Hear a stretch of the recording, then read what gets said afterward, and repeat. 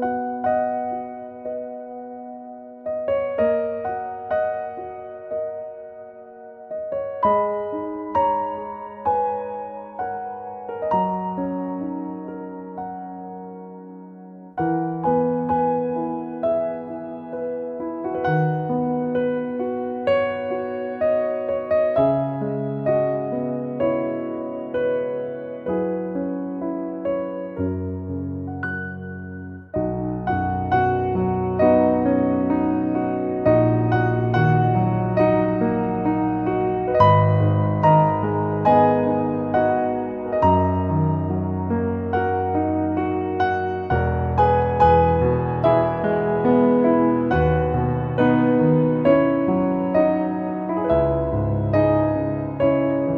have today Robin Lim from Indonesia, Bali.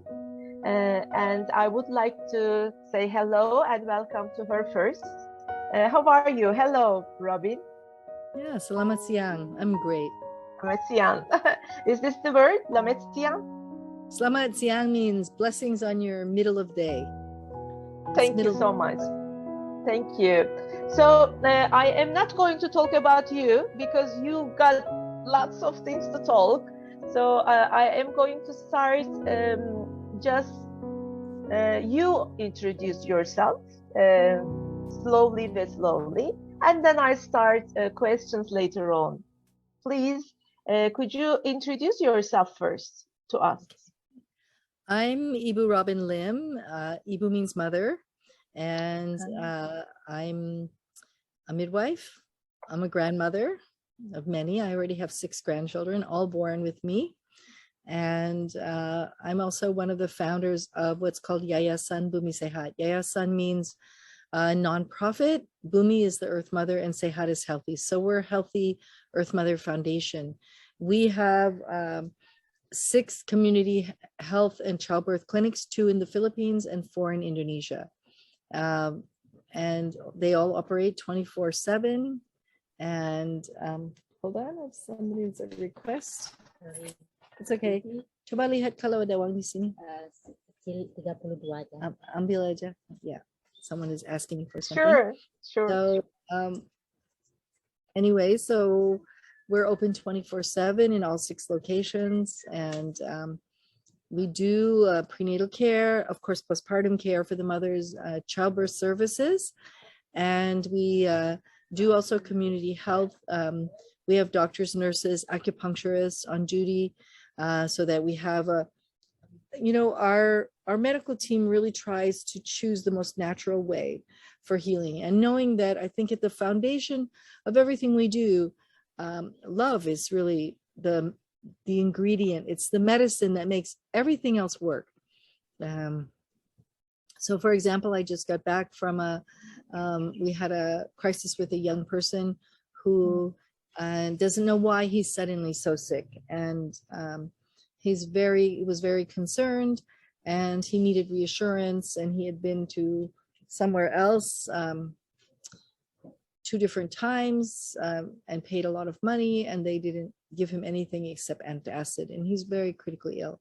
And so we went there with our team, our lab tech, our nurses, and me, and our counselor, because he was having emotional issues, of course, because he's afraid, and really reassured him. And so within this hour, he'll have some results. We'll know what's really going on with him, not just assumption, but actually his lab results. And then from there, we can really help him. And he doesn't have to pay, of course. So, wow. So, it's not just mothers and babies, although mothers and babies are our focus. And but for everybody as well. For everybody, I mean, this person, we were able to tell him within 5 minutes that his antigen test for COVID was negative. That really helped him to feel better. He was so afraid. And many other things he's afraid about. So and so also because some of his fears, he knows that his lab results will be confidential, and that our counselor will be holding his hand through the whole experience, so whatever he needs. Wow. So, yes. Oh, wow.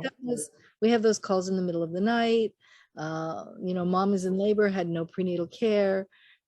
Maybe she's from another island and she just recently arrived and she needs some immediate help.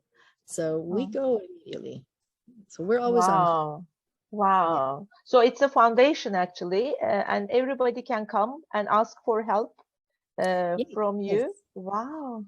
I mean, most of our people that we help, I don't like to call them patients, but because we also do a youth center for education. We have, for example, prenatal yoga, but we have also elderly yoga.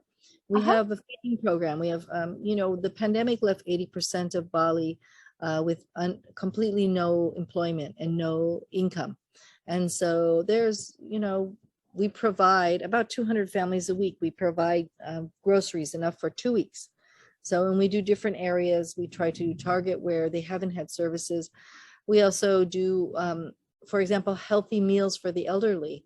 We have that 6 days a week. We have a healthy lunch, and the elderly, we also, because they don't always have transportation, and so we make sure that we go to their house and we go with a nurse so that we can check their blood pressure and their vitals, see that they're healthy, make sure that they're okay.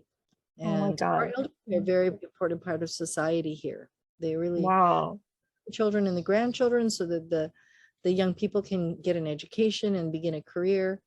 Our elders are an essential part of our lives. So the COVID hit us hard here, and we tried to prevent them from suffering.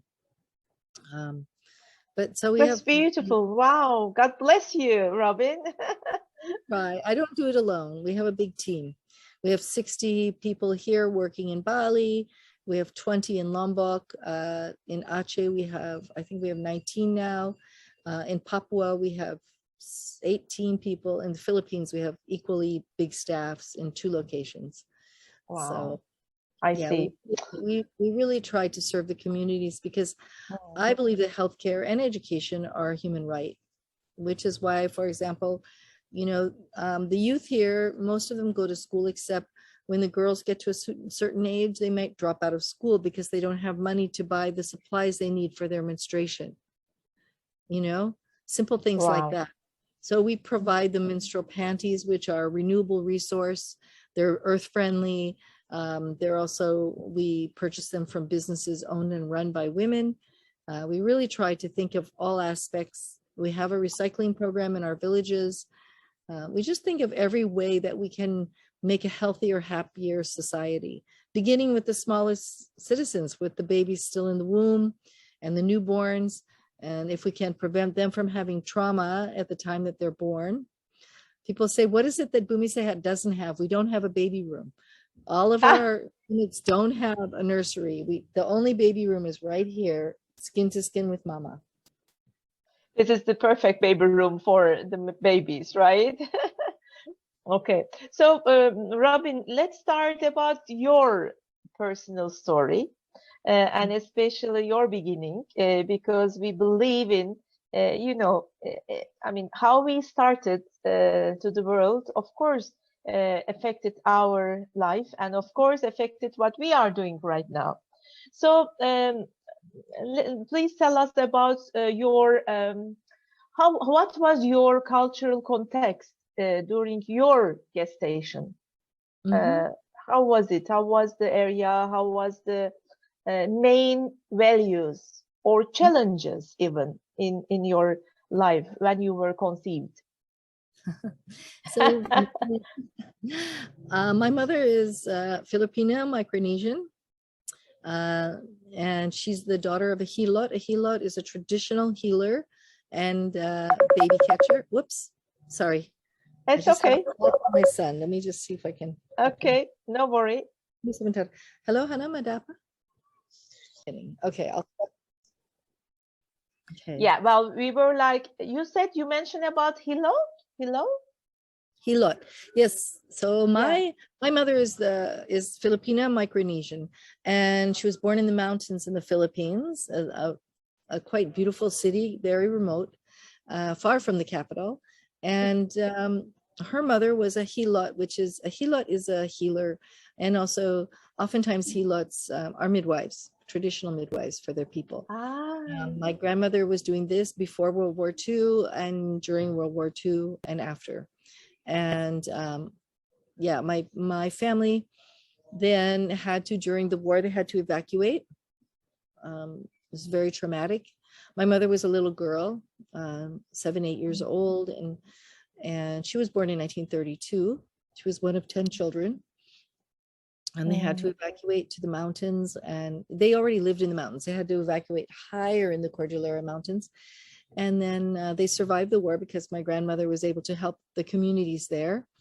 There's a saying that yes, there's a saying that she could dig for sweet potatoes anywhere and find food, and that she could find the medicinal herbs in the mountains there and cure people with her cooking and her love. And so she was very well known there. Wow. Yeah. And then my mother married my father. They met in Baguio City in the Philippines. They were both very young, in their early 20s. And my father's American. And so this was not even in the United States. Remember, until the 1960s, it was still illegal. My parents met and married in 1954. I was born in 1956. And it was still not legal to marry a person of color. You had to marry the same race. This is the United States of America, which you would probably be surprised to know is quite a backwards country. For right now, for example, the maternal mortality rate in the United States of America has been going up since 1986.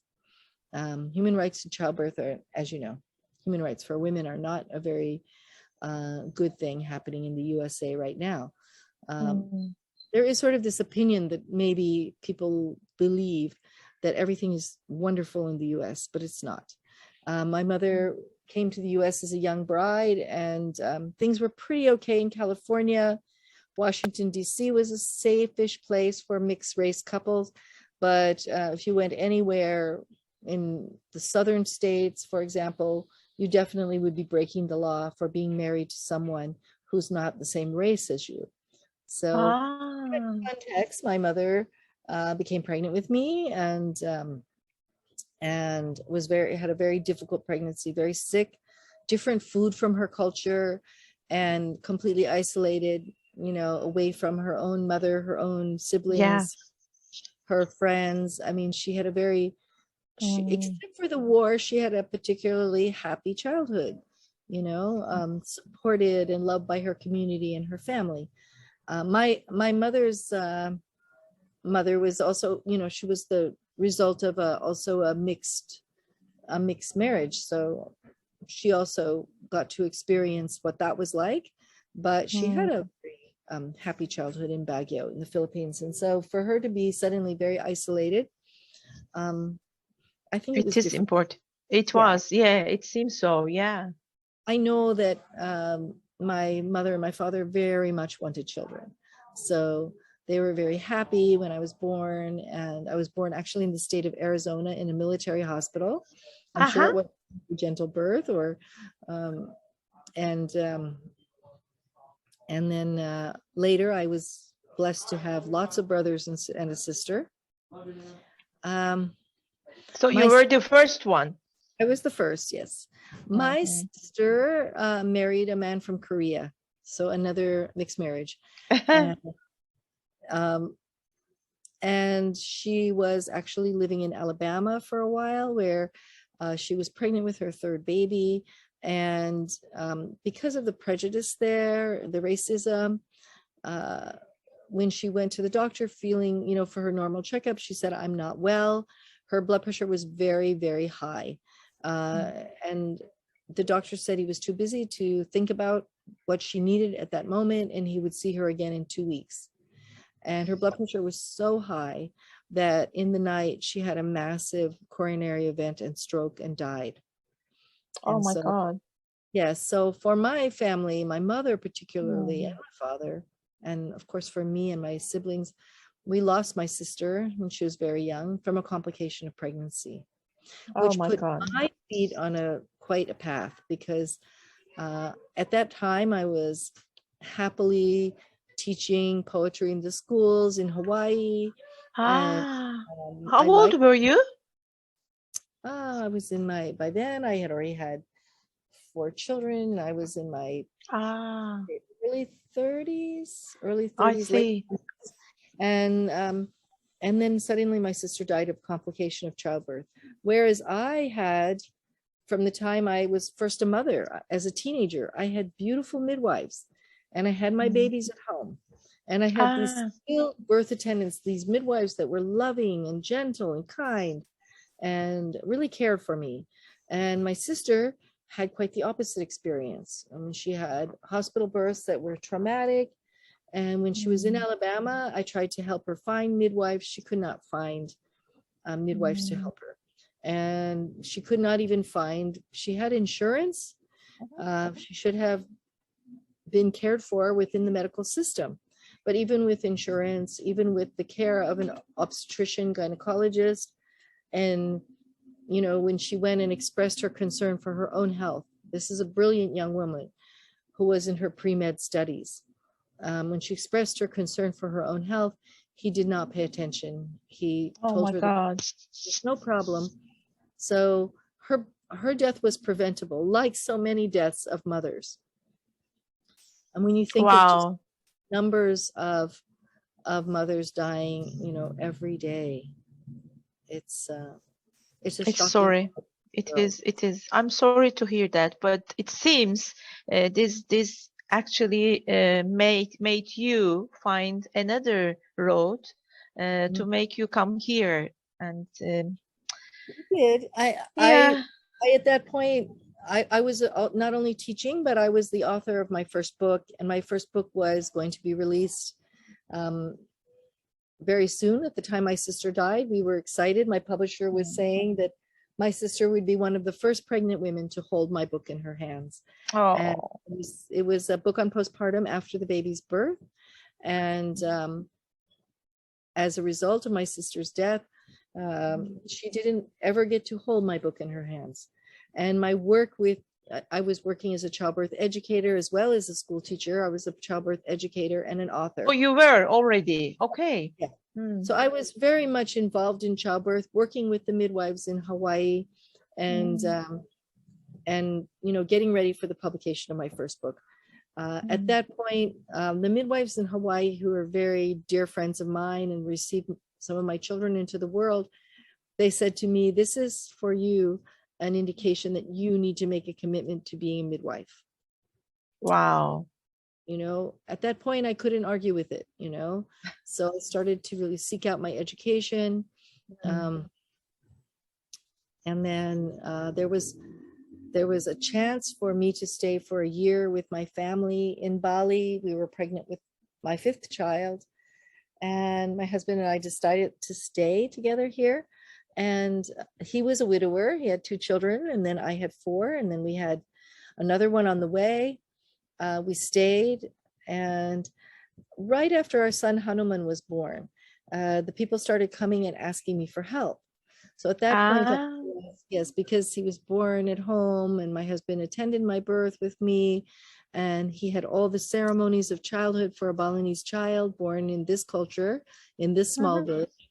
And we were blessed to have this experience of having our baby in the, and I really felt like, okay, now since the people here in Bali are asking me to come in and their births and to help them, I had to return to the US for some time and to finish my exams so that I could finish my midwifery certification. And I did. And then in the process of helping the traditional birth attendants here and the midwives that were working here, being, not that, even though I'm Filipino, I'm not Indonesian and I'm not Balinese. So I really needed, my approach was to support the people that are here, both traditional and the professional, to try to help them make a bridge together to make the most gentle, humanistic, human rights model of childbirth that we could. That's great. And, so actually, what I'm hearing is like every time, even from your grandmother's time, because of these mixed marriages, and you try to actually make a bridge for everything and for everybody, which is wonderful, actually. So I would like to ask We always Robin. say our mixed- Yeah, we always yeah, say our please. mixed- we always say our mixed families are bridges of peace. Yes, yes, yes. And God's, yeah, fortunately. my children, of course, they're all mixed race, and they all, like, I have a daughter who's married to a Balinese man. I have a son who has two half Javanese children.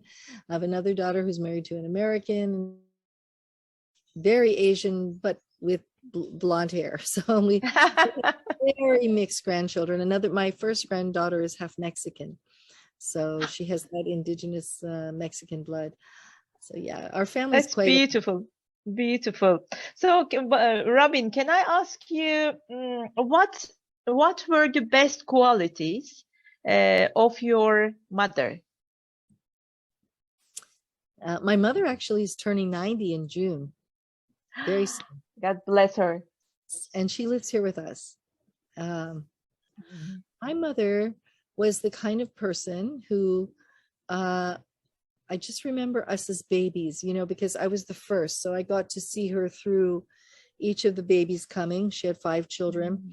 I mean, she would do small things like on the t-shirt of the baby, the little tag in the back, she would point out to me, she would say, this is very itchy and uncomfortable for a baby's skin. So always make sure you remove the tags, And I became a teenage mom, and she pointed out to me, she said, don't buy into these fake diaper, these things. She said, the baby should have cotton diapers that you wash with love, and that they don't kill trees. Because if you kill trees to take care of your baby, that's a bad effect on the baby. So she was thoughtful in so many ways. I write about, let's all use some diapers that we can wash and reuse them, and now I'm saying to the young people, I'm doing a book called Pilihan dan Tantangan. It means choices and challenges. And it's a book for the young women to answering their questions, but also we're buying for hundreds and hundreds of schoolgirls now the menstrual panties so that it can be washed and reused. And it also gives them That's right. No one has to know that they're on their menstruation, so they can have their privacy and that they're also doing something ecological. So that's right. Referring to our menstrual supplies, I'm tired of people trying to make money off of these bodily functions of women and children. That's right. It's to have our health autonomy. A lot of what I do has to do with empowering people to have autonomy over their own health. Mm. Oh, best regards to your mom. I mean, amazing. Yeah, she's very funny. She's had 3 strokes. She's in perfect health, and it's because of acupuncture and immediate care. I mean, her strokes 2 of them were quite devastating. We really worked with her, massaging her, acupuncture every day. We have acupuncture at Bumisehat, and the clinic is near our home. So they came to us. My daughter's also a doctor of acupuncture. And we were able to really bring her back to full health and well-being and quality of life. Massage, acupuncture, diet, making sure that, we checked her labs and her cholesterol was high. And so for 42 days, she ate oatmeal every day. Everybody eats some oatmeal. The other thing that we found was that when she had the last stroke, that I felt like it would be really good for her to have the support of stem cells. And my daughter was breastfeeding her baby. So my daughter was pumping milk, and we were mixing the breast milk of her own granddaughter in with her smoothies. And I know a lot of people might think I'm a complete crazy witch that I'm doing that. But believe me, to see my mother's health come fully back after a devastating stroke by just adding the breast milk of her own granddaughter. And I know that the indigenous people did this, Yes. Yeah. I mean, I breastfed my first granddaughter. I was still breastfeeding my son, my 4-year-old. So when she was born, I was very young. I became a grandmother when I was 39. And there were times when, my granddaughter was crying, my daughter was in the bathroom, I breastfed her, Yeah. You know, It's do like this. a mutual feeding. My sister's children were breastfed by me. My children were breastfed by her. And that's very normal in our village life. So, Yeah. and to support my mom through her recovery by giving her some breast milk from her own granddaughter. What an incredible, Wow, it's clever, very clever, Robin. I'm quite proud of it. I think this one is coming also from your mother as well, very Yeah. practical, very clever, and little things, I little must- things. Yes, my mother, because she was married to an American who was in the military and gave birth in military hospitals, she was told that in America at this time in the 50s and the 60s, I was born in 1956 and my siblings were born throughout the 60s, she was told that women should not breastfeed. And she was given injections to dry up her milk. And so there's a lost generation there. My grandmother, of course, breastfed all of her children. And then my mother, when I was ready to give birth, she did tell me that she did not breastfeed us and she always regretted it. And that she really encouraged me and supported me and made sure that I breastfed all of my children. So we're sort of the lost Wow.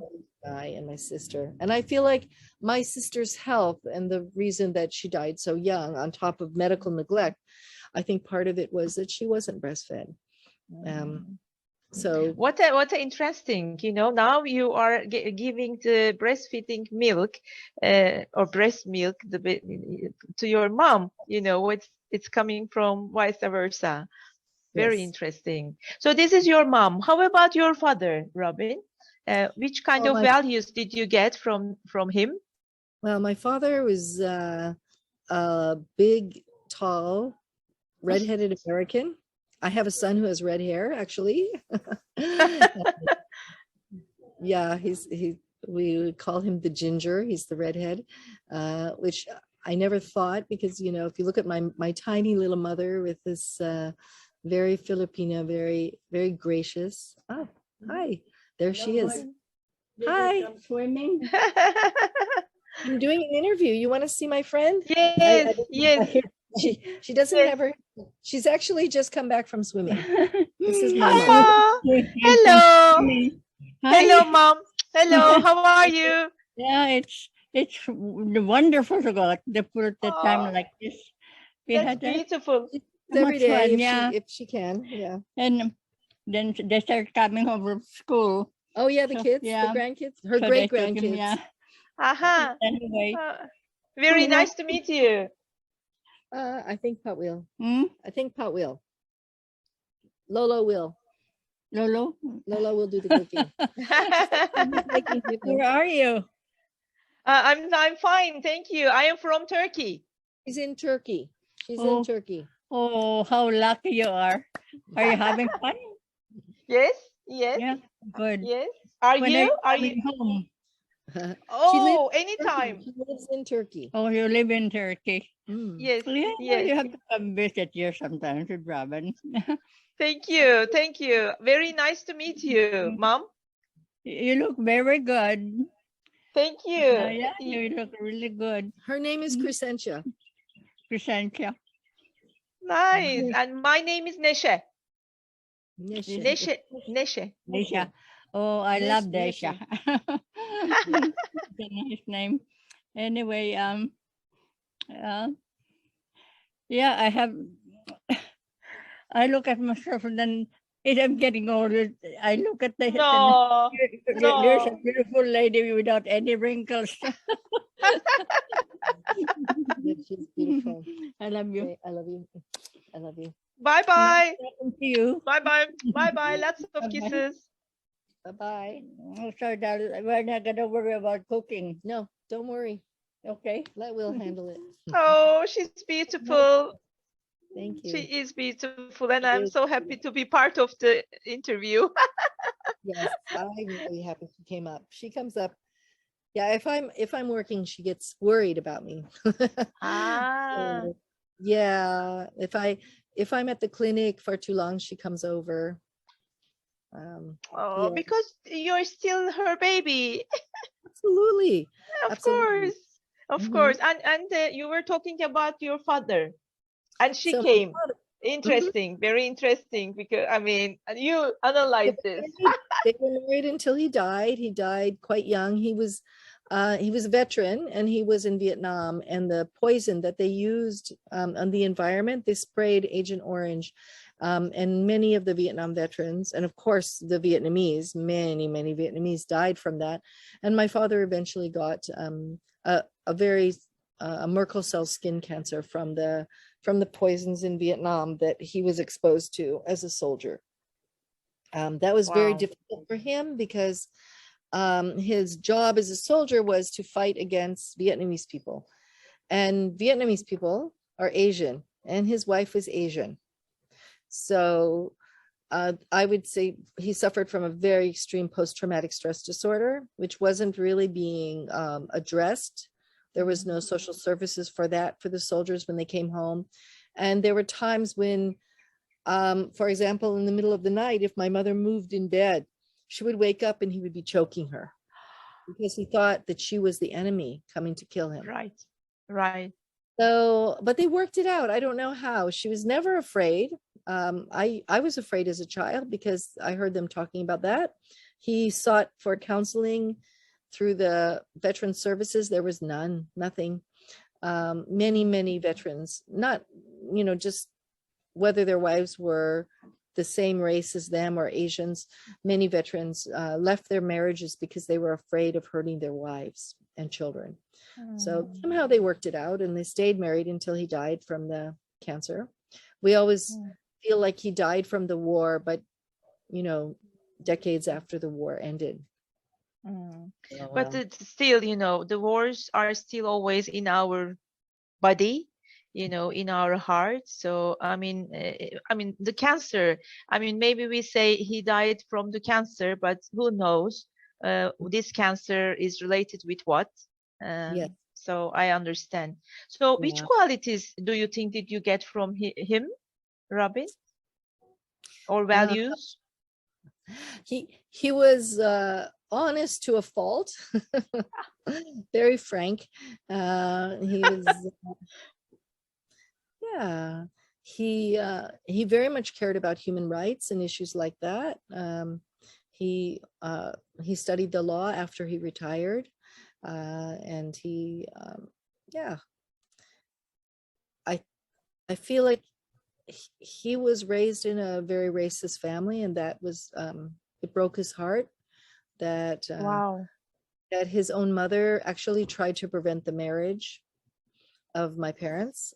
His mother she actually wrote to her congressman a letter, which my uncle, later the congressman gave that to my uncle, that letter, and he showed it to me. And actually she said, I don't want to have redheaded, slanty-eyed grandchildren. And when my son Hanuman was born, and he had bright red hair and he's very Asian eyes, very much my mother's eyes, my uncle said for him it was like a big triumph. He said, this is the biggest triumph of my life, to have a grandnephew who has slanty eyes and red hair. And wow. It was what my grandmother never wanted. I think she ended up loving my mom because my mom is so lovable, My grandfather, on the other hand, was very kind to her and very tolerant and accepting and appreciative of her. And Did you have a chance to know them? I did. I knew my grandparents on my father's side, both my grandmother and my grandmother May and my grandfather Carl. They were Swedish Irish mix with a tiny bit of Native American blood. Now my grandfather on my mother's side had died, so I don't know. I never knew him. He died during World War II. But my Lola, my grandmother, I knew her very well, and she really had a huge influence on my life. She was the one who first took me to birth. Wow, that's very good, because that's what I was going to ask. How did you start? Who did you affect you in your way, in your road, in your journey? Yes, she would. I still remember being 10 years old and going in the middle of the night with her to birth. and it was in a little tiny, basically, a nipa hut. A nipa hut is a house made of bamboo and grass. So it was in a nipa hut, and I remember it was the mother's fifth baby, and I remember her taking her, I think, let's see if I have something here. Yeah, she took her shawl. It was the mountains, so it's cold there. She always wore a shawl like this, like a rebozo. She always wore a shawl, and she took off her shawl and she wrapped it around the mother and she jiggled her butt. And just as rebozo, just as is the Mexican tradition. And so the baby was born with a cleft lip, a hair lip, cleft palate. It was a baby that didn't survive. He survived birth, and a few days later, he didn't make it. I remember my parents rushing him to the hospital to try to help him survive. Yeah, it was because of poverty. Yeah.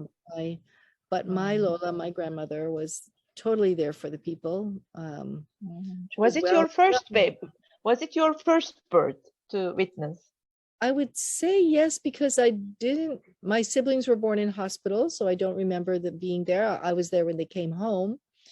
Yeah, that was my first. And then wow, I think probably my next was when I became a teenage mom. And my grandmother told me, she said, don't go to hospitals, because hospitals, when you're sick, they cook you and then they cut you up. And I thought, okay, my grandmother says that they cook you and cut you up. Now, when you think about it, doing radiation and surgery on people is basically cooking them and cutting them up.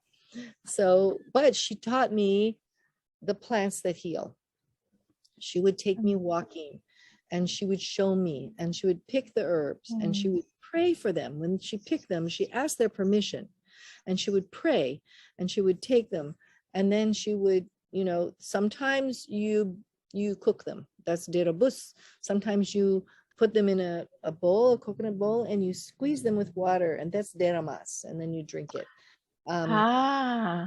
Sometimes you make a poultice, and all of these things really are, I'm still using these things. I'm still growing those herbs because we have the same herbs. We had those same plant friends, those cousins from the plant world in Hawaii when I was there, and we have them also here in Indonesia.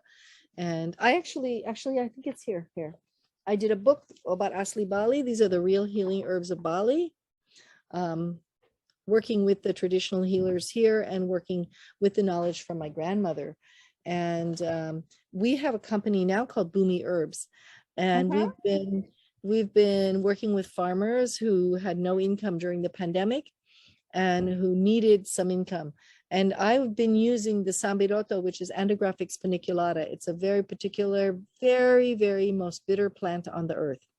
And it grows like a weed here. In fact, when I started to work with it to prevent and cure COVID, it started to go everywhere in my garden. It's now, how the plants, they're listening, Yes. The babies are listening, the plants are listening. And when you're asking the plants for help and you are using them to cure people and you're giving away medicine, they respond by becoming more abundant.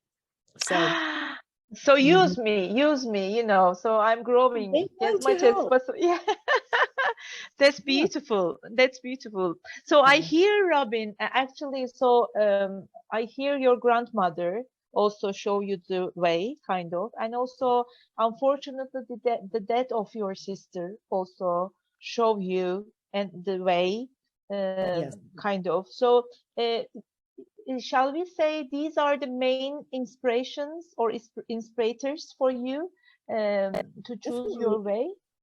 Definitely my grandmother and the loss of my sister were definitely fulcrums, to push me to do something. Now, in the Philippines, they say that you have to be careful with people like my grandmother, because my grandmother was very powerful. And they say that she put an anting-anting, and anting-anting is a small thing that you can put inside someone. It's like it's like a tiny irritation. Okay. And in some people, if they don't want it, they say it's a curse, because she put an anting in me, they say, when I was little. She used to massage me. I got very sick. My kidneys were very sick when I was little. And my father's friends who were military doctors wanted to put me on a helicopter and fly me to a big hospital in Manila. And my grandmother actually protested. And my mother, of course, felt like she had to listen to her husband because modern science, right? And my grandmother said no. And she took me. I think she kind of secretly took me. When the next day the helicopter was supposed to take me, she took me to her house. And a small like nipa hut that was not her house, because my parents couldn't find me. And she took the hair of the corn from her garden. She took the hair of the corn in a big pot, and she made a fire, and she cooked it on the fire. And she told me that the fire gives more energy to the medicine. And then she made this tea with the hair of corn. And she asked me to drink it. I drank over the next day or two the whole big giant pot, a big pot.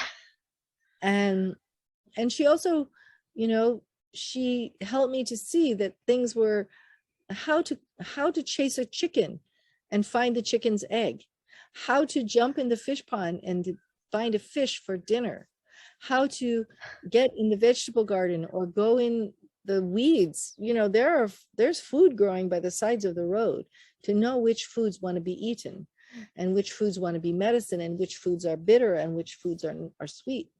And anyway, she helped me to, in that time that she was healing me. And wow. And then my mother found me eventually, of course, the family all helped. We have a big family in the Philippines. And then she returned me to my parents completely healthy. So. Wow. So and I feel what a huge trust towards her actually from you, isn't it? I mean, she's going to cure me. She's going to be, or treat me well. Mm-hmm. Yeah, and when you have your feet in the garden, even if you're sick, you feel that healing energy. Yeah. And when we say it's always a shock to us that the hospitals, they have their maternity wards on the 4th, 5th, 6th floor. And the mothers in labor, they cannot put their feet on the earth. In Bumisay Hut, we have gardens. Yeah. And we tell the mothers, one, take off your bra, because if it's tight here, it's tight here. And we get them walking barefoot in the garden. Yeah. They're walking in the grass, in the vegetable garden. We have an organic garden there. They can hang from the fruit trees. Yeah. They can eat food right there where they're walking.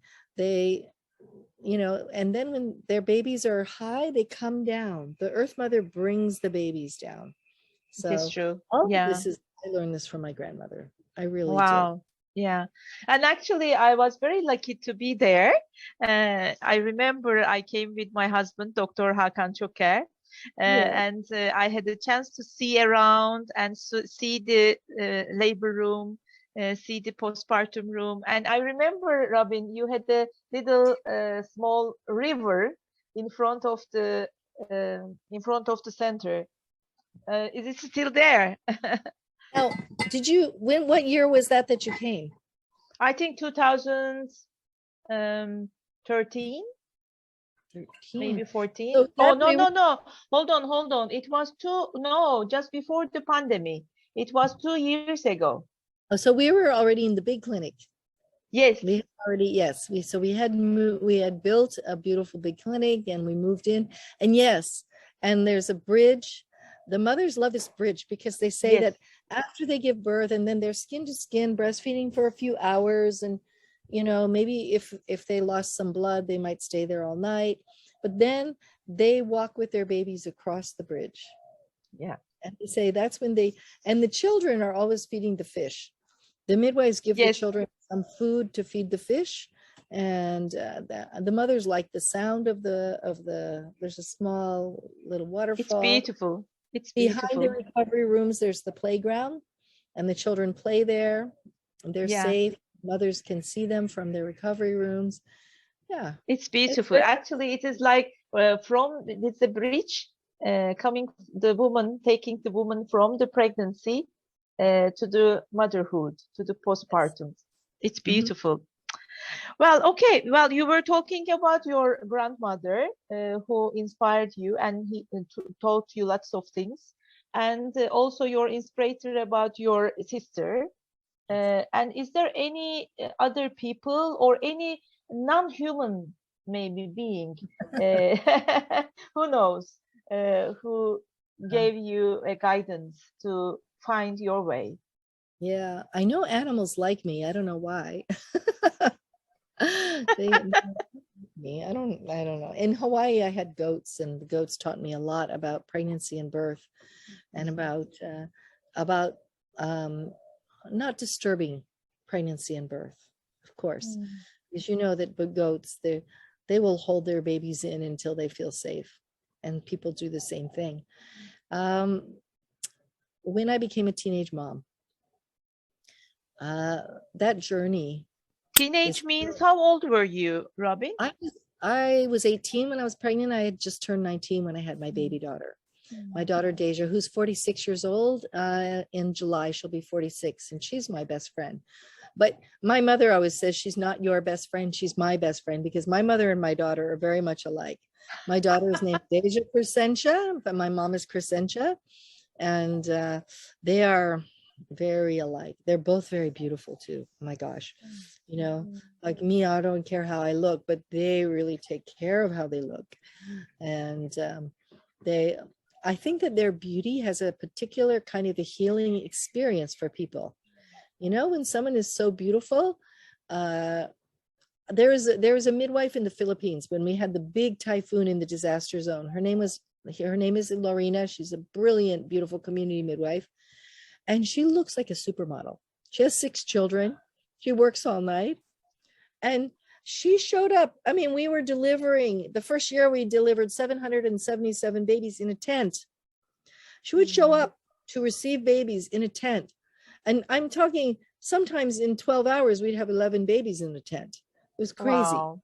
It was unbelievable. There were no hospitals, no clinics. All of them were destroyed by the typhoon. And there we were. We were the only place. And she would show up with lipstick, face. And all of us would say, we are in a disaster zone. Yeah, we're cooking rice on a fire. We're delivering babies in a tent. And you show up like that. And she would say, this face is a Valentine. When the women in labor look at me, my face, my smile, my pink lips, my eyes are saying, I love you. And it helps them. And she's right. She's so correct. Wow. Yes. I say to the birth keepers, go ahead and put on your lipstick. And it's nice to be beautiful. And my daughter and my mother definitely embody that. So when I had my daughter, it was, you know, my grandmother was telling me, she was still alive, and my mother had brought her to California from the Philippines. And she was growing sweet potatoes in their backyard, and she was harvesting them and cooking them on the fireplace for me. And she told me, you know, you have to trust your body. She told me again and again, I believe in you. I believe in you. And she always prayed with me. And she prayed the rosary. She said, don't be praying to those male gods. They don't hear women. She said, if you want some help, you pray to the Mother of God. You pray to Mary. You pray to, you know, to Maria, because Maria, she gave birth, and she knows. And she knows what you would be facing, and she knows what you're feeling as a pregnant woman.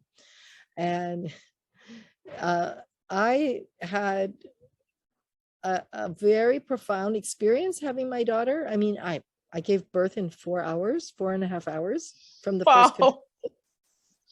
The midwives arrived, and I said, I think that I was like, at that time, I was walking, but then I got in bed because it started to hurt a lot. So I got in bed and I was sort of like, put a towel there and was feeling like, yeah, something's going to happen. And the midwives arrived and I was smiling and I said, something is happening, down here, and maybe you should look. And they said, oh, first baby, it's going to be a long time. And I said, okay. And I opened the blanket like that and I showed them my yoni, the baby's crowning. And they were like, oh, goodness. And my grandmother told me it would be that way. She said, you will give birth like I did. And it was so psychedelic, I will say, that I felt like that Mother Mary was telling me it's going to be okay. And I believe in you. And that don't worry, because your grandmother's saying the rosary and I'm here. And she told me, and I don't know how she told me because I don't remember her talking, but I remember a presence of a strong female goddess. Her presence was there. And she said, I am at all births. She said, if a animal gives birth, I am there. If a woman gives birth, I am there. If a bird makes an egg, I am there. She said, you are no different. You are just like all of the creatures. I love all of the creatures of this earth. And I am at every birth to greet every baby. So it will be okay. So as a teenager, to decide to give birth at home with midwives, who were still in school, and I forced them because I didn't want to go to the hospital. I didn't want the doctor to come. I forced them to help me in a beautiful way. I'm still good friends with them. I'm still very close. And Mother Mary spoke to my heart, and I feel like she's still there. She's still there. Yeah. And I'm hearing the sentence what your grandmother was telling you. I believe in you. I believe in you. I think this is very important as well, isn't it? I believe in you. What I really try to teach, I'm an elder midwife now. I'm a grandmother midwife. The babies that I received into the world are having babies now, quite often. So it's a very exciting experience, to be there with a woman whose baby I received into the world while hi, my grandson is there. Hi, Bear. Be there. All of my children live around me in houses, all beside me. And so, I love it when I'm with a woman and she has had a baby, the baby grows up and that baby is now having a baby. It's so satisfying. It is really. Yeah. And I can see, Robin, actually you have combined midwifery skills because you got it from like certified, from the medical school, and also, combined with nature, combined with the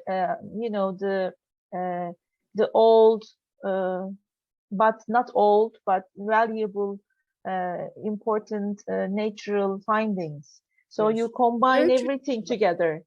Yes. I mean, I have that traditional indigenous midwifery background from my grandmother.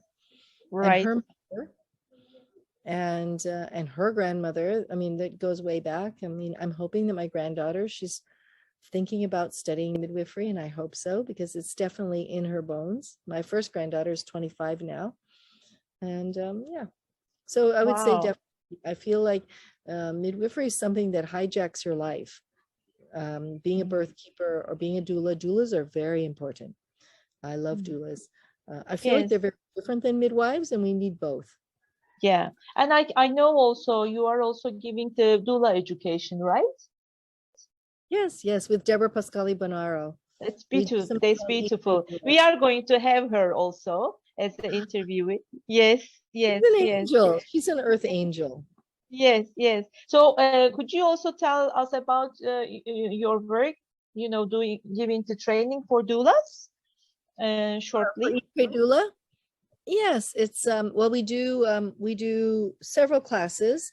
We just completed because of pandemic, we had such a high demand, we did it online. Normally we do it here in Bali. Deborah comes and we do, I think 24 to 26 women. It's a smallish group, because they're DONA certified. So we we get them ready for their certification. So it's quite a strict curriculum, but it's also a lot of fun. You know, we take them to a waterfall. We take them.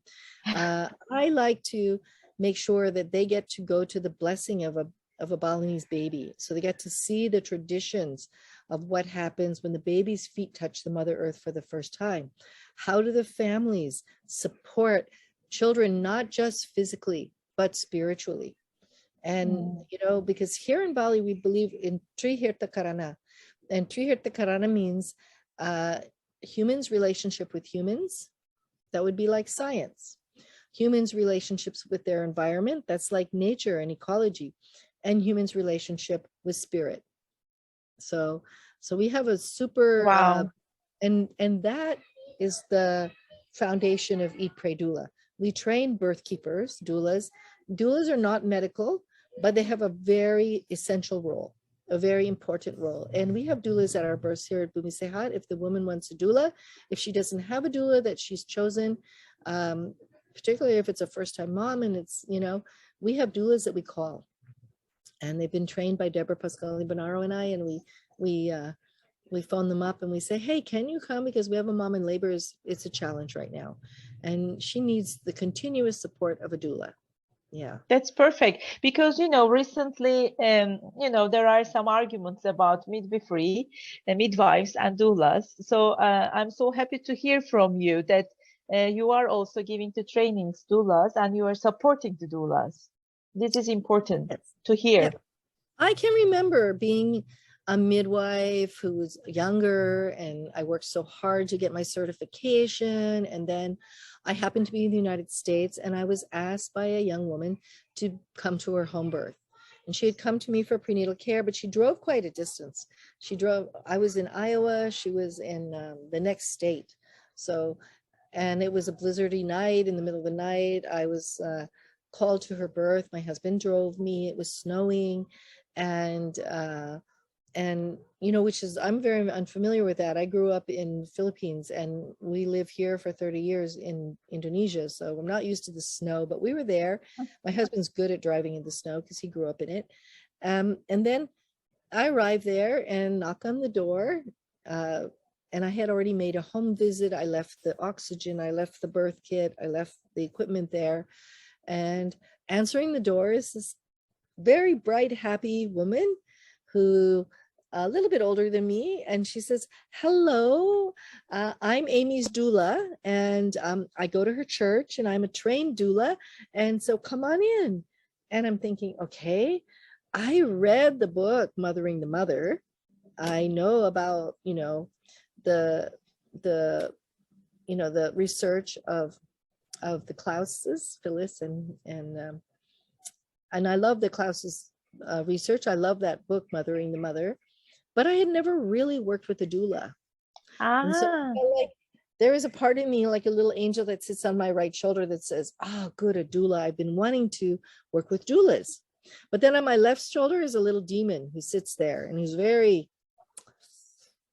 sarcastic and kind of judgmental. And the little demon on the left side said, so this doula probably thinks she knows everything, right? So I go in and I check the heartbeat. The mother's doing very well. She's in early labor. And, you know, it's the middle of the night. And I can see that the doula's handling her, walking with her, keeping her hydrated. And I did point out, I said, look, if her labor continues to be strong like this, then, you know, work with her. If it slows down, put her on her left side and let her rest. But I will come every hour or so and listen to the heartbeat. Everything is fine here. And I made my way to an empty bedroom and I rested. And of course, the right side angel is saying, oh, so great. You're going to be so much smarter when the baby's born because you're getting to rest. You don't need to be here this soon.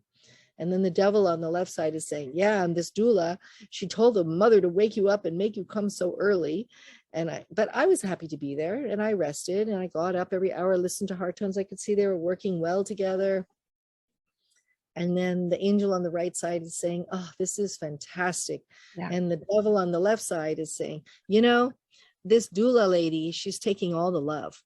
She's eating all the oxytocin you're going to do all the work. And I said, and I pointed out, the angel on the right is arguing now with the angel on the devil on the left is saying, yeah, but you know, if you start saying that the doula is taking the oxytocin, it's not true. You know, this is the mother working hard. The midwife isn't working hard. The midwife should be resting and sitting on her hands and doing as little as possible. Let the doula do her job. So then sometime probably, you know, it was probably around 4:35 in the morning. The doula is shaking my foot and saying, Ibu Robin, you better wake up and come to the birth now. And the angel was like, oh yes, good, the birth is going to happen. And the devil was saying, oh, this doula thinks she knows everything. I bet she's 1 centimeter dilated. And so, you know, when I arrived, I didn't think there was any need. I try not to do vaginal exams unless absolutely necessary. So when I arrived, I never did a vaginal exam. And I'm telling you, that demon kept saying, she's 1 centimeter. She's 1 centimeter. Not even. Her cervix is probably way back in China and she doesn't have any dilation. And this doula is waking you up. And so I got there and I looked at the mother and I could smell the birth is happening. You can feel it. You can smell it. And the angel on the right says, do you smell that? And the demon says, she's 1 centimeter. And I said, oh, okay, let's just observe the mom for a minute. And I could see that she was having a fetal ejection reflex. The doula had her on her hands and knees, and she was already involuntary pushing. And so I took a little look and I could see that her baby was really coming. It listened to the heartbeat, everything was fine. And you know, I am saying, okay, slowly, you know, let's go slowly. There's no reason to hurry. And the doula, she was just newly certified as a doula. And the doula, she was very enthusiastic and she was going, go ahead, push. We can see your baby. Push hard. Go for it. Go for it. And the devil's going, you see, she's going to tear because of this damn doula. And then the angel on the right says, you know, they have a really good working relationship. Just let them be. And the mother had a beautiful baby boy, huge. He was big. And I think he was more than 4 kilos. And then, you know, right up on the mom, breastfeeding well. Aww. And then I had a little look and she had a very big 3rd-degree tear.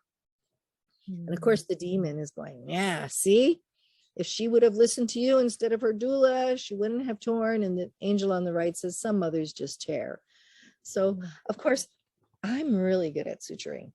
I mean, that's one of my strengths. I can sew up anybody. I can do a 4th degree. I can suture a 4th degree tear. I've done it in hospitals where the OBGYNs are going, oh my God, we need to learn from you. I had a really good teacher and I'm just really blessed. I have that skill. So I set myself up, mother's breastfeeding, doula went to go get the postpartum tea and I numbed her up and I'm sewing her so beautifully and I did a very nice job and it came together like perfectly. And and then, you know, just the doula brought me wet washcloths, warm ones. I cleaned her up like a baby and then put a pillow, you know, under her knees so she would be super comfortable, put a little blanket over her. So, you know, for modesty, of course, it's a good thing she had a doula because her husband ran away. He ran away. He was just good. He went to a bar. Okay. And so maybe she knew. Maybe that's why she got doula. The husband was like, get a doula. He's like, always get a doula. So, you know, the doula's there. She's drinking tea. She's all finished. She's breastfeeding her baby. Everything's done. The suturing went beautifully. She never had any pain. I'm so happy that the lidocaine was super, because, you know, you have that once in a while you have a woman that's super sensitive and the lidocaine doesn't work so well. Anyway, and then I said, okay, you're all done. You know, they're all put back together. Wow. And she's looking at her baby and she looked at her doula and she said, oh, the devil went crazy. The devil was jumping up and down saying, you see, she took all the love.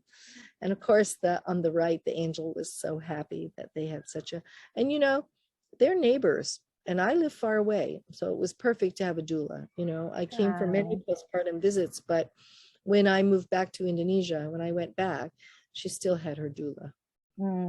But again, Robin, for instance, again, your role is like a breach again. You know, you see? Doulas and midwives for sure. Yeah. I really prefer it when midwives are accepting and kind to doulas. And I Yeah. also want doulas to stay in their lane, you know? Yeah. I Yeah. mean, I'm really heartbroken that sometimes doulas are accepting to be someone's doula and they go to a home birth and there's no midwife, there's no skilled birth attendant. And it happens here. And when there's a problem, they call the clinic in the middle of the night. And, you know, it's not okay. It's not okay. Yeah. To accept that responsibility. I mean, you know, It is if a true. baby It is true. breathe, if a baby Yeah. doesn't breathe, if a mother hemorrhages, if a mother needs to be sutured, Yeah. these things should not be handled by the doula. It's not fair to all doulas, and it's not fair to the profession of doulas. Yes. We need doulas, especially in hospitals. And I mean, I as a midwife, I'm not an OB. I stay in my lane. You know, when a mother needs to have a belly birth, it's a gift, you know. And Yeah. when I speak publicly, I ask who here had a belly birth or a cesarean. And sometimes women are ashamed to say it. Slowly they will, you know, and I say to them, thank you. Because you did the distance. And that's where science comes in. We cannot turn our back on science. We cannot turn our back on nature, and we cannot turn our back on spirit. But science is, you know, human made. It's not something from spirit, but it's guided by spirit. And so, I mean, my own daughter, who's a doctor of traditional Chinese medicine, her PhD is in reproductive health. And with her first baby, the placenta was abrupting. If not for a belly birth, my grandson would have died. My daughter could have hemorrhaged dangerously. And then the second baby was a VBAC, a totally beautiful into my, and you know, I was there for the belly birth, for the cesarean birth. I was guiding it, and of course, Sure. having it my way. Sure. Yeah, in the hospital in California, which I can say I'd rather have a baby here in Indonesia than in California. Yeah. So I Maybe can see, you know, still, you know, you are grappling for different findings, of course, from medical part and of course from the nature as well. So let's say, I mean, we are getting closing to the interview, but what is I can hear also, you know, how many gatherings from each medicine and the nature, but in your words, the most important learning, most important lessons, if I ask you,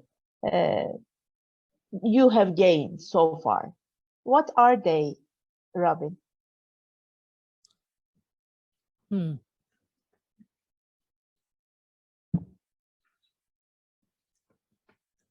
Well, I do feel like love is the answer. Love is everything. We always say, I love you. One of the things that this pandemic has done is made it difficult because we're not hugging as much.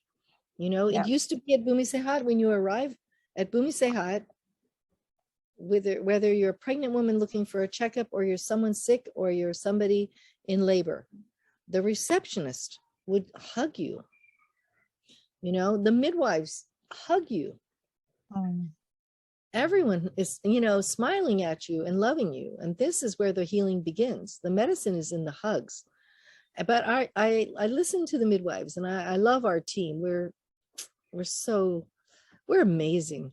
And I really I'm watching them just evolve and grow to be continuously loving. And they say, you know, even I'm wearing a mask, even I have all of this PPE on, look at my eyes. My eyes are trying to tell you that I love you. Yeah, Mama? When is your husband gonna come home? He's not home yet. Are you hungry? It's a little after 4 o'clock. So you have to wait and see. Your son is down there, but Yeah, the dinner will be ready by 5. Okay? I'm not gonna worry about that. Don't worry. Okay. She's Are you worried. hungry? Not yet. I'll be hungry. We have dinner at 5 o'clock here because Yes. it's better for babies and it's better for people who are 90. Yeah. I don't know. We'll find out. I will talk to him. Okay. Okay, Mama. I love you, Mommy. Nice. Yeah, it's Yeah. exactly what we are talking about, love, huh? Yeah. No, I was loved so much as a child, and I feel like I was wanted. And sometimes the mothers will say to us in labor, I'm having a hard labor because I didn't want this baby. And we always say, somebody wanted this baby. This is where the spirit world comes in, because the baby is here. And now you're working to bring this baby, and let's do this together. We're here with you. We believe in you. And this is a big lesson. I feel like love is the healing. It's love heals. Love is the medicine. And believing in people, believing in someone saying, you've got this. We believe in you. We love you. Even Robin, even in the stillbirths, right? Because there is always a meaning for everybody, right? Yes. Yeah. Very difficult when a mom has to deliver a stillborn baby. But it's interesting how those moms go on, and it's so amazing when the next baby comes and is healthy and alive. So yeah, to be there for a mother through all of that, it's one doorway, it opens both ways, for birth and for death. So for example, I have a special stethoscope downstairs in my kitchen. It hangs there.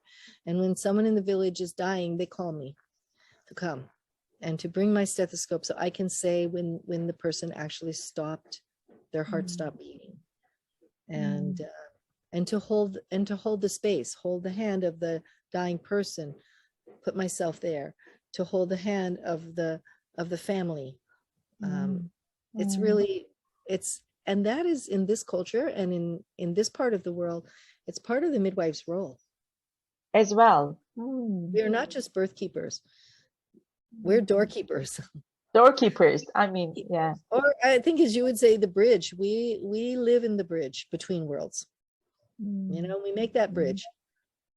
It is true, yeah. And I know you experience also lots of horrible natural things. You talk about tsunami and pandemic, of course, we are experiencing right now, and different experiences. Typhoons, yeah. And you were there also as a bird keeper as well, and supporting the people in the tents, you said. I mean, do you want to share any important moment you're still keeping here in your heart? I know maybe there are lots of experiences, but if you want to share one of them, maybe. Yes. So when I was in Nepal after the big earthquake there, we had there was a huge earthquake that destroyed much of Nepal. And then there was another huge one that I was there for. I was actually there. And we set up tents at the health center where the health center had fallen down.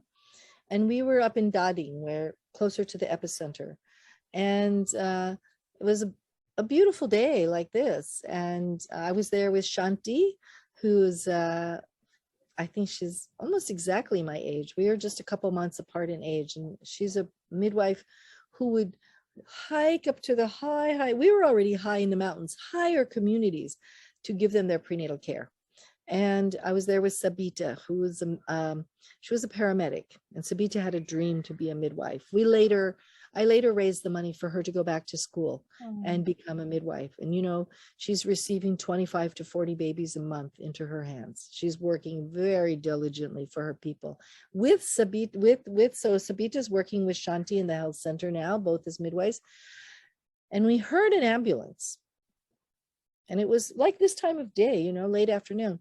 And the ambulance was coming, and Shanti and I looked at each other, and we both said, wow, that's coming here. It's not going to pass up the health center. They're stopping here. And we ran to the driveway, and we opened the ambulance doors, and there's a young woman in there, super young. It turned out she was only 16, with a huge belly. And inside that ambulance was the hay from the animals and the droppings of goats and cows, because they had been keeping animals in the ambulance. But it still ran, and the sirens still worked. Thank heaven they had some gas that day. and she come all the way from Bumistan. And thank heaven she didn't push on for 2 more hours of driving to Kathmandu, because she was very close to having her birth. And Shanti and I looked at each other. We saw that mother. We were helping her down from the ambulance, and we both said twins. And so we got her into our tent, and she was very upset about the whole thing of being in the ambulance in hard labor. And out comes her mother-in-law. Her mother-in-law looked young also. Her husband, who looked like he was still in diapers, he was very young. Hold on just a minute. Hi, Sani, bisa saya bel balik kita apa? You know? So we calm the mother down. The husband is just upset. The mother-in-law, his mom, I like to say mother-in-love, not mother-in-law. His love is the most important. And we calm them down, and very quickly she gave birth to the first baby. And yes, the baby was fine. We put the baby skin to skin with her, and then we listened to the heartbeat of the second baby. And it was 40. It was not okay. And so I'm holding the baby like this so that the baby stays head down and doesn't go like sideways, lintang, what is it in English? Doesn't go transverse. I'm holding. And normally we always say, just take your time, slowly, no hurry. And, the midwife. There's no time now. Yeah, the midwife Shanti is saying in Nepalese, you need to get your baby out now. You need to bring him or her into the world. There is no time. And she was like, but I'm scared. We said, no, you push. And she pushed, and we resuscitated that baby girl. The first one was a boy. The second one was a baby girl. We resuscitated her. But it's funny, we resuscitated her because she didn't breathe at first. And finally she did breathe. She did cry. We had to suction her. We had to stimulate her and help her.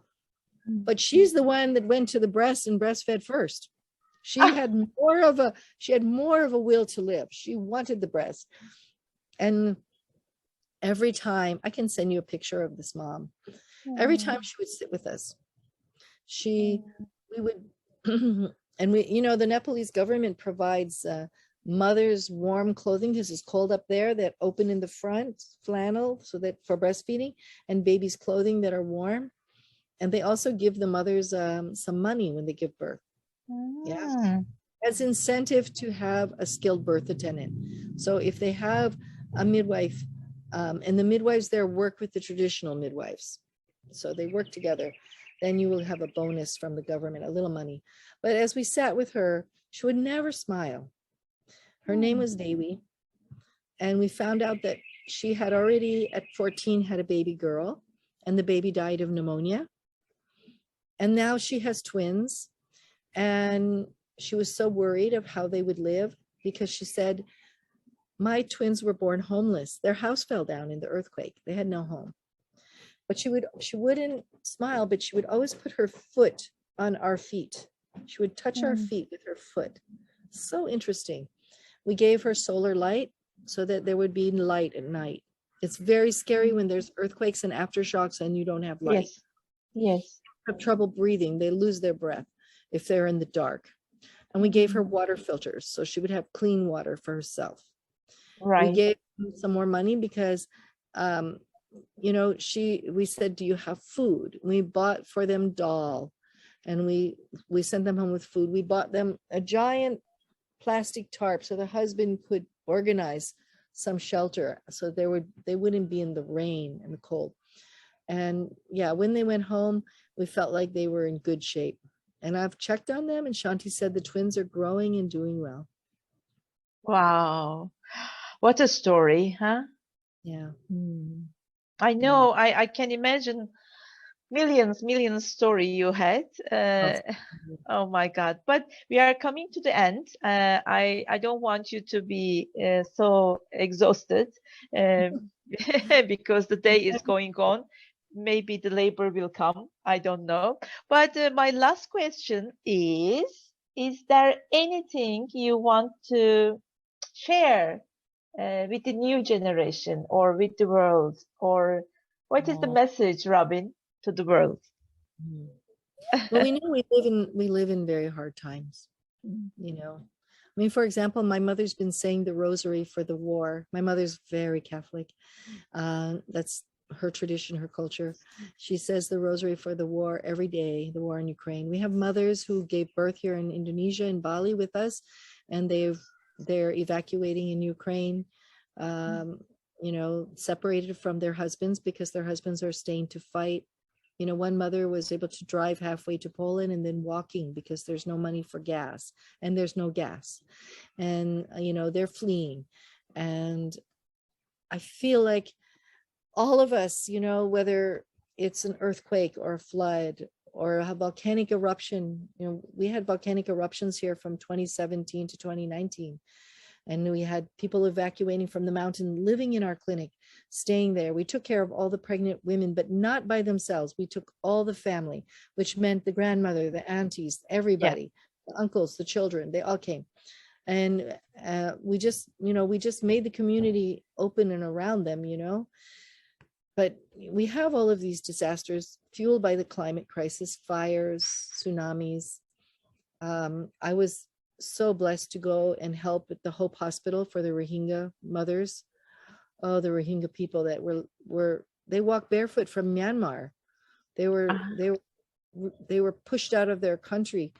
They're countryless. And I was there with Ibu Budi Astuti, one of our Balinese midwives. The earthquakes, everything. The earth is more vulnerable now. The crust of the earth is so warm, and so the storms are bigger. The earthquakes are more frequent and bigger. The volcanic eruptions, all of these things. And now we have wars. We've had war for a long time, and many kinds of war.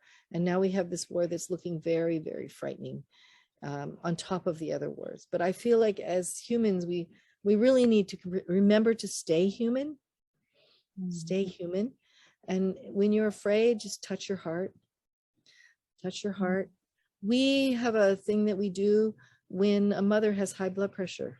For example, the pandemic, mothers being tested for COVID would always get very, very scared. And sometimes their blood pressure would go up. But if we touch our heart and we touch their hearts and we tap their hearts, we just tell them without words that I love you. So when you're afraid, or when someone is afraid, tap their heart and tap your own heart. That just seems to be a very simple way to calm down and to go back into your heart where your spirit lives. And this is something we need. It's a simple tool. It's a simple tool. And remember that if you do it with love, if you give someone a drink of water, if you give them a drink of water with love, that is medicine. That's true. That's true. A hug is medicine. A hug is medicine. Robin, this is actually nearly end, but I need to ask this because sometimes people have some regrets. But the question is like, if you had a chance, anything in your life, would you like to change or make it different?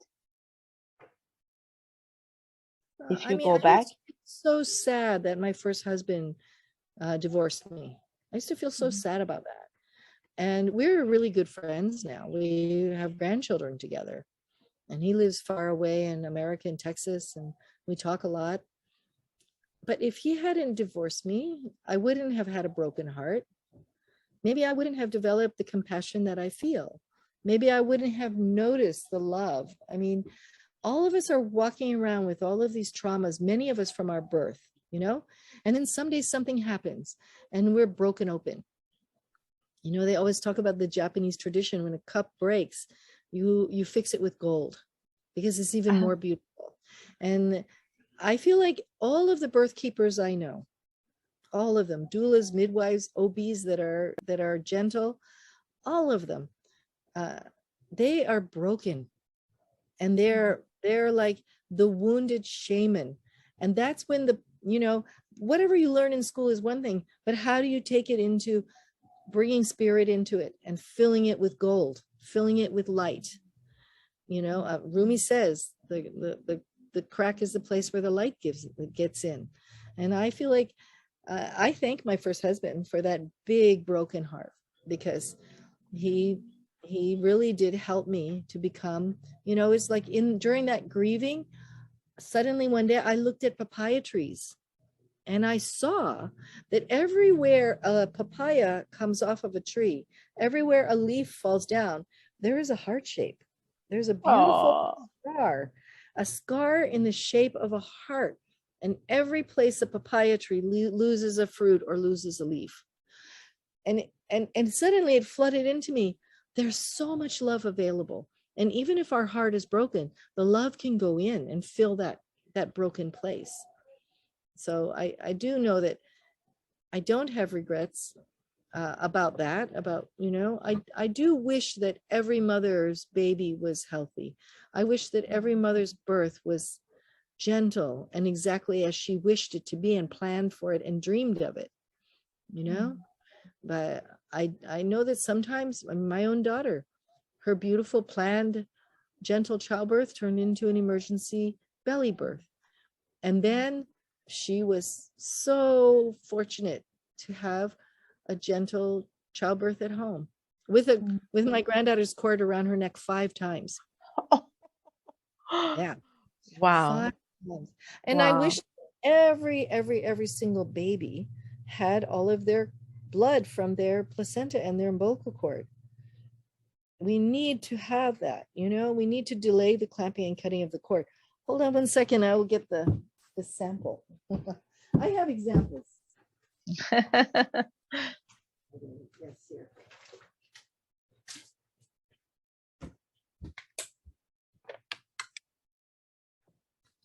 My granddaughter calls this placenta baby. Oh, 1.5 years. One of her first words was placenta. And that's beautiful.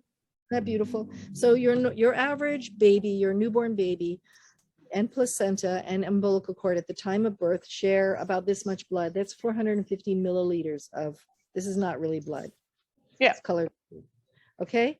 If you clamp and cut the cord immediately, you're going to lose at least 150 milliliters, sometimes more. This is a third of this blood supply. Sometimes it's 210 milliliters or more, depending on how fast, but normally they immediately in so many hospitals clamp and cut the umbilical cord. A third of the baby's blood supply gone. Now, how is it that babies can bond? How is it they can do all the things that babies are supposed to do? They're supposed to open their eyes in wonder and fall in love with their mommy and their family, and they're supposed to breastfeed. But if they are anemic, experiencing severe anemia, how can they do that? And it's up to us to defend the human right of every baby to get their full blood supply. And don't let anyone tell you it will cause jaundice, because it does not. We have less jaundice at Bumi Sehat, where we wait a minimum of 3 hours. Because you have to wait. You have to give that mother time to, you know, first of all, when her baby's born, in wonder, to touch her baby shyly, to look at her partner and say, that baby looks like you. And the mother holding her, crying.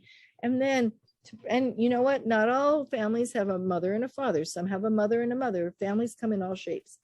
And for that, and for that mother to take her baby with her own power, with her own hands, for the midwives to just give her a moment and bring her baby to her heart and breastfeed while the placenta is still inside. When the placenta is born, we put this placenta, we have lovely, just the right size stainless steel bowls. Put the placenta beside them and we leave it there. And we bring flowers from the garden and we fill it with flowers, because we're honoring the placenta. All the Balinese people know that the placenta is the physical body of your guardian angel. And if you clamp and cut immediately, you're killing the angel before the angel dies a natural death. The angel is supposed to die a natural death at the time of birth of the baby. It takes time. And then that angel will stay by that child as their guide and their advocate and their guardian angel for their entire life. And when this child grows up and becomes 100 years old or 108 years old or more, I feel like 108 is such a magical number. And that's what I hope our babies can have, 108 healthy years of good life. When that baby goes to the spirit world after he or she has grown old and died, the placenta angel will go with them, and the placenta angel will guide them and will speak for them and talk to the promises they kept and the things that they did in this lifetime. So it's very important. So I want to say to the fathers, remember your babies are listening. So as fathers, if you're saying my wife is pregnant or my partner's pregnant, the baby feels like you're a little bit separate. But when the baby, because remember, the mother's here and the belly's down here, and the baby can hear the mother, but the baby can hear the father more because the father can talk right down here. But when the father's voice says, we are pregnant, we're having a baby, the baby hears your commitment. Let's protect the citizen of this world coming into this world, because we don't have another generation to build peace. It's time now to build peace. It's time now to protect the Mother Earth. The people that we bring gently into the world are going to be the earth keepers. They are the ones. And I'm seeing now it's 2 generations of children that I'm bringing into the world with, that I'm welcoming. The mothers do the work. As a birth keeper, I'm only welcoming the babies and I'm supporting the mothers. And if we can get them, 100% of our mothers breastfeed. You know why? Because the support system works. Mothers don't fail to breastfeed. Their support systems fail them. You know, there's an infant formula shortage in the United States because their support systems are not working. It's a broken system. So now we have to reinvent whole systems. Yeah. We have to fix the systems. And I don't think we need to throw science away. Yeah, even the hospital system is broken. We fill it with gold and light and we make it whole again. So we have to work together. I really feel like all birth keepers, no matter what their education is, we work together. Yeah. And it's for that next generation, because we got to heal this world. I want my grandchildren and my great-grandchildren to have a beautiful place in the world. I want it to be peaceful, and I want it to be environmentally sane and sound. I want them to have food to eat and clean water and clean air. Oh, it's beautiful. My mother is so blessed, you know, when her blood pressure goes up, she gets a hug from a great-grandchild. Oh. And you know, we do it. We experiment. You know, if we notice her blood pressure is high, she's been worrying, we take her blood pressure, it's a little high. And then one of the grandchildren, my grandchildren, her great-grandchild will hug her, take the blood pressure again. Perfect. Oh, Perfect. It's scientifically proved. Yes. Yeah. I'm into the science of love. It's beautiful. It's beautiful, Robin. And I can hear the call to the world from your voice, your lips. You know, it's time now. I mean, it's time now to work together for the new generation. I mean, we are not wasting time. No. It's not. It's time. And the young generation, I'm in awe of these young women graduating from their doula programs and the doctors coming into their power, and the midwives and the nurses, and during the pandemic, and the courage and the love that they have. I mean, we have, before the pandemic, and it's beginning again now, we would have 6,000 to 10,000 young nurses and midwives coming to visit Bhumi Sehat and have a one-day program of inspiration with us, where we really teach them love. We give them free books. We really empower them to be more loving, because for some reason they don't get it in school, and the schools of midwifery are worried that they don't get enough love in school. So we really empower them to be loving. And I'm so in awe of this generation. Wow. Like the mothers and babies are really blessed, because this generation of young birth keepers is just amazing. Well, thank you so much, Robin. And I think you did also say your last word. Do you want to add something before we're going to end it? No, I feel like the last word should always be love. Oxytocin. Oxytocin. What we live for. Oxytocin, the hormone of love. Let's end on oxytocin. Oh, thank you so much. I feel I would like to hug you. We're hugging. We're hugging. We're hugging. I love you. I love you. Thank you so much, Robin. And thank you for being in this world. And also, you know, thank you for being part of this work.